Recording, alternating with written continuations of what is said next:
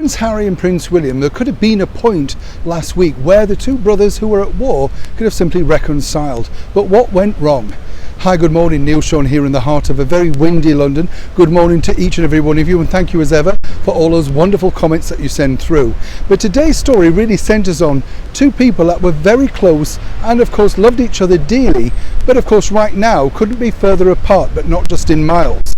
As you know, last week we were very excited about the arrival of Prince Harry back into the United Kingdom for the unveiling of a statue of his late mother, Princess Diana.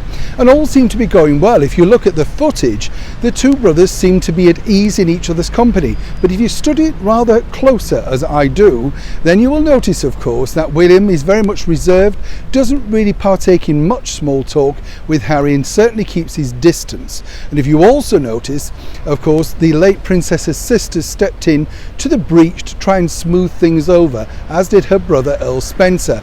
But even that close family members couldn't really ease the sort of onslaught of anger between each brother. But there was talk, we can tell you first here on the show, of some kind of deal, a way to appease the problem, for them at least to be friends, even if the wives couldn't be. But something went wrong. The deal that was presented to His Royal Highness Prince William was this, according to very good sources. It was something of a mega deal. I hope you get the picture. The mega deal was simply this, that Harry did like the idea of sitting down with, of course, his older brother and airing certain grievances. But he also felt that those grievances should be heard way back in California, of course, and by his wife, Meghan Markle. Well, as you can imagine, this didn't go down particularly well at all. And let me tell you how this works. It's not as if I'm talking to you now and we have this moment and we agree to chat and see each other. This goes on through private secretaries, notes back and forth. And so this is the reason why it took some time. Prince William basically sent a message back saying, look, we're brothers, we should be able to talk openly and air things as adults, of which we are now. But Harry, as we now know, is a stubborn individual and didn't really like the idea of not being able to go back, at least saying that he fought the corner of his wife, which of course you can understand from his side too. But that's when the talks broke down, and simply Harry felt at that point there was no point in staying here in the United Kingdom.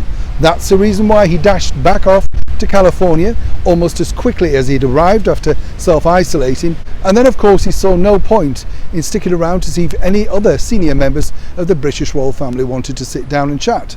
They didn't either. They were all too busy doing other things, apparently more important things.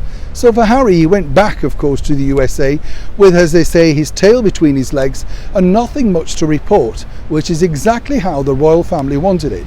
Because if he can go back with nothing to say, then of course, hopefully, no more can come out to the world's media via him or indeed his wife Meghan.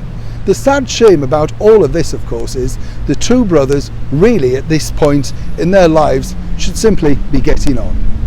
Neil Sean in the heart of London.